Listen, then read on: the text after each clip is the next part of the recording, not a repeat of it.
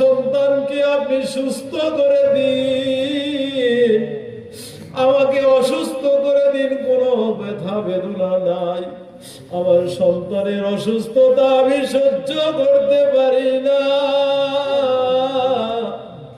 বাবা একবার এক কাঁধে নেই, আরেকবার অপর কাঁধে নেই।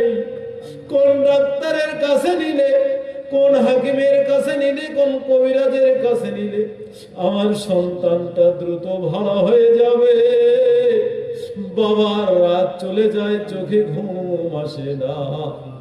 আয় আল্লাহ, এমন দরদের আব্বা জান যাদের কবরে নেমে গেছে, দয়া করে মায়া করে দরদের আব্বা জানদের কবরে আজকের হাদিয়াটুকুন পৌঁছায় দিন।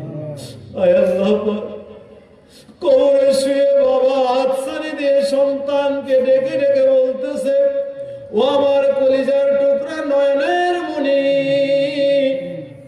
বাড়ি ঘর জমা জমি সব কিছু তো তোমার জন্য রেখে চলে এসেছি শূন্য হাতে।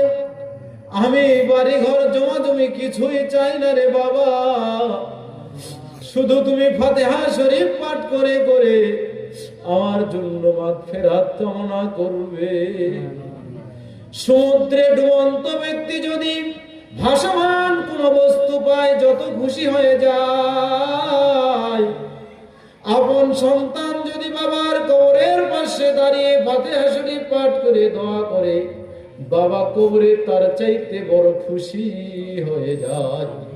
আয় আল্লাহ পাক, আজকের মাহফিল তো দরদের আব্বা জানদের মাগফিরাত করার জন্য অনুষ্ঠান রে মওলা।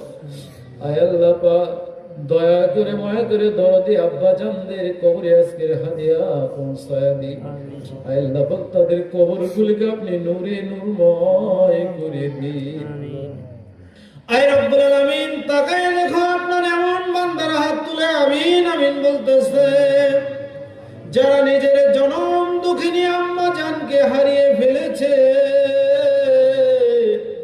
পৃথিবীতে মা নামক যে ডাক আপনি দান করেছ রে মওলা, এ নামের মধ্যে এত মায়া মমতা ভালোবাসা রয়েছে, পৃথিবীর অন্য কোন নামে এত মায়া নাই।